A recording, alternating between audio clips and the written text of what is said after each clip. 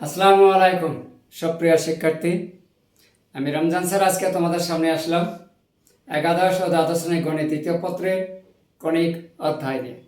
আজকে আমি তোমাদের সামনে কণিকের একটি গুরুত্বপূর্ণ প্রশ্ন নিয়ে আলোচনা করব। প্রশ্নটি বোর্ড পরীক্ষায় খুবই আসে এবং ইম্পর্টেন্ট। প্রশ্নটি যদি তোমরা সলিউশনটা ভালোভাবে জানতে চাও তাহলে অবশ্যই ভিডিওটা শুরু থেকে শেষ পর্যন্ত দেখতে হবে এবং আমার সাথে অবশ্যই কিন্তু থাকতে হবে। প্রশ্নটা কিন্তু খুবই ইম্পর্টেন্ট। অনুশীলনী 6.1 এর যেহেতু এখানে কণিক 3টা অধ্যায় আছে, আমি আজকে তোমাদের সামনে 6.1 এর 6 নাম্বার প্রশ্নটা আমি আলোচনা করছি আর কি, বা করব। এখন অনেকের কাছে কঠিন মনে হয়, অনেকে আবার সূত্র অনেক বেশি বেশি, এই জন্য ভয় অনেকে করতে চায় না। কোনো ভয় নয়, আমরা খুব সহজভাবে শিখব যদি তোমরা ধৈর্য সহকারে মনোযোগ সহকারে ভিডিওটা শুরু থেকে শেষ পর্যন্ত দেখো। খুব সহজভাবে বুঝতে পারবে। আর কোন কোন সূত্র কাজে লাগবে, বিশেষ করে তোমাদের যদি চিত্রটা যদি ভালো একটা আইডিয়া থাকে তাহলে তোমাদের বুঝতে কোনো সমস্যা হবে না। তা চলো আমরা একটু শুরু করে দিই। 6 নাম্বার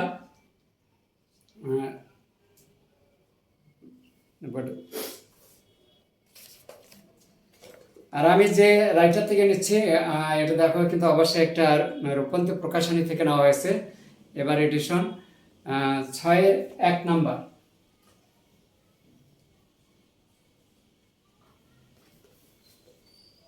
6-1 নাম্বার থেকে আমি আজকে প্রশ্নটা নিয়েছি রূপান্তর প্রকাশনী বই থেকে। প্রথমে এখানে বলা আছে যে y² 9x পরাবৃত্তের উপরে স্থিত p বিন্দুর কোটি 12। এক কোটি মানে y, এখানে 12 হলে ওই বিন্দুর উপকেন্দ্রিক দূরত্ব নির্ণয় করো। তাহলে চিত্র থেকে আমরা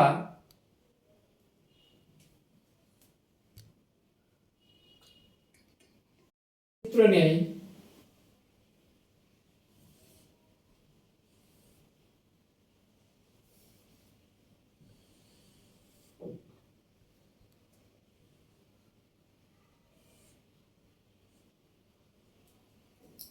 এখানে কিন্তু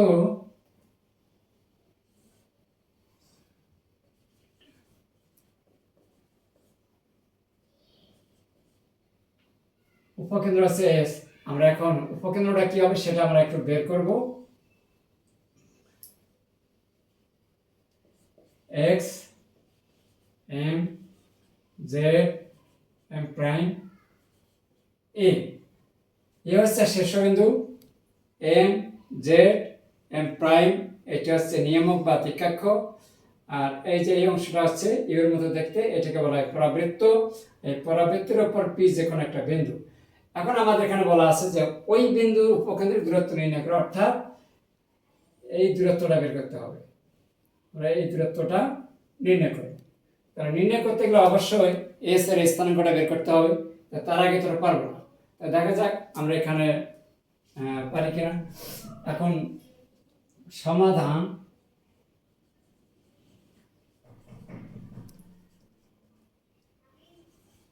y² কত 9x। আমরা জানি যে উপকেন্দ্রের স্থানাঙ্ক হচ্ছে কিন্তু a,0 উপকেন্দ্রের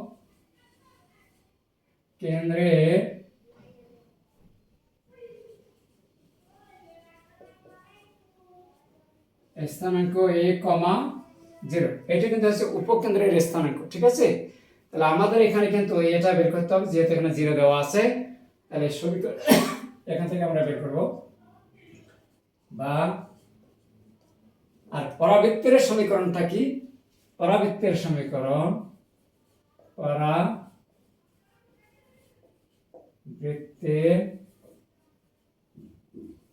y² 4ax, এইটা হচ্ছে আমাদের পরাবৃত্তের সমীকরণ। আর এটা হচ্ছে উপকেন্দ্রের স্থানাঙ্ক a,0।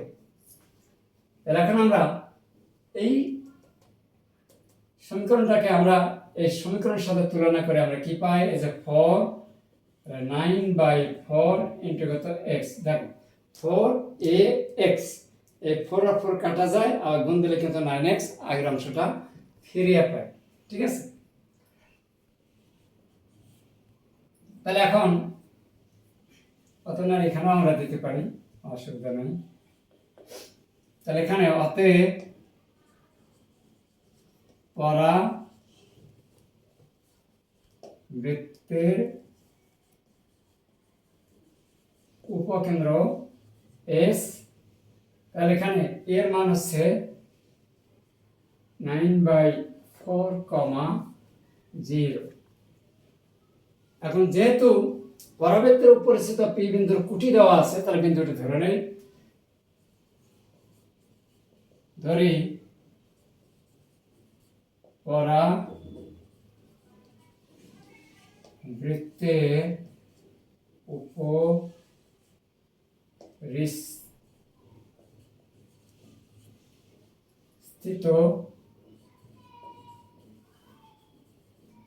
পি বিন্দুর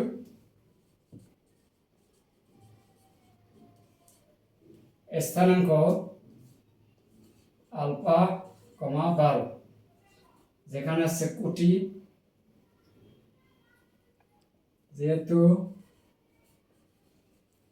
পি বিন্দুর কুটি 12, এই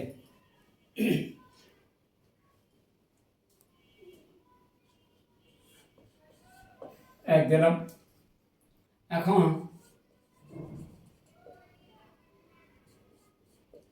1 নং হতে পাই, তাহলে এখানে দেখো এটা কিন্তু আমাদের আছে ওয়াই এর মান আর এটা হচ্ছে এক্স এর মান, তাহলে এই মানটা আমরা এখানে একে বসিয়ে দিই, তাহলে এখানে হবে 12² 9 আলফা বা 9 আলফা ইকুয়াল 12 উপর স্কয়ার করে আমরা কত পাই?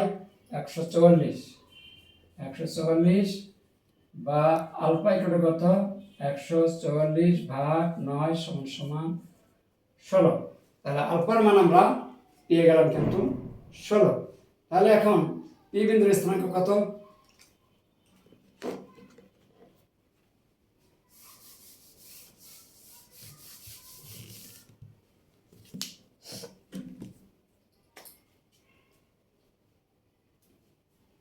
কি বুঝলি? এটা কাজও করেছেন না ভালো। এখন আমরা আলফা এর মান আমরা 1 নঙ্গে বসিয়ে পাই, না পি বিন্দুর কোটি, যেহেতু আমরা এখানে পি বিন্দু কি ধরছিলাম, এখানে স্থানাঙ্ক ধরছিলাম হচ্ছে আলফা, 12, তাহলে আলফার মানটা এখানে বসালে আমাদের পি বিন্দুর স্থানাঙ্ক হয়ে যাবে। তাহলে অতএব পি বিন্দুর স্থানাঙ্ক, তাহলে আলফার মান কত পেয়ে গেলাম? 16, আর আগে দেওয়া ছিল কত? 12। এই যে আমরা কিন্তু এখন পি বিন্দুর স্থানাঙ্ক পেয়ে গেছে, এখন আমরা এসপি এর দূরত্ব বের করব। তাহলে অতএব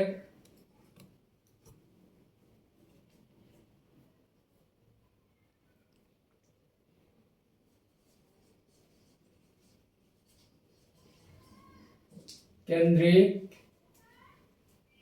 দূরত্ব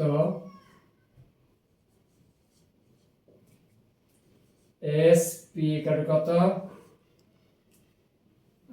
তাহলে আমাদের এখানে এস কিন্তু দেওয়া আছে, আর এখানে আমরা পি বিন্দুর স্থানাঙ্ক আমরা পেয়ে গেছি। এই দুই বিন্দুর মধ্যবর্তী দূরত্ব আমরা বের করব, 9/4 - 16 স্কয়ার প্লাস 0 - 12 স্কয়ার। এখান থেকে আমরা হিসাব করলে আমরা পাবো, তাহলে 9 বিয়োগ 4 16 64 ভাগ কত? 4 144।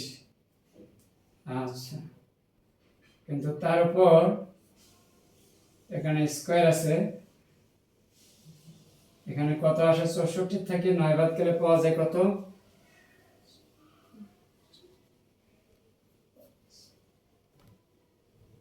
55। 14 থেকে 9 বাদ গেলে 5, হাতে 1, 5 ভাগ 4 স্কয়ার প্লাস 144।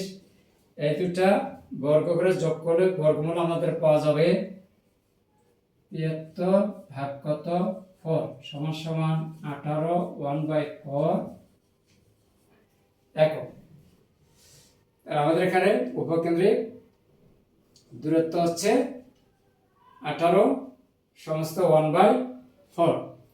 এই হচ্ছে আমাদের 6 নম্বর প্রশ্নের 1 এর সমাধান কণিক থেকে।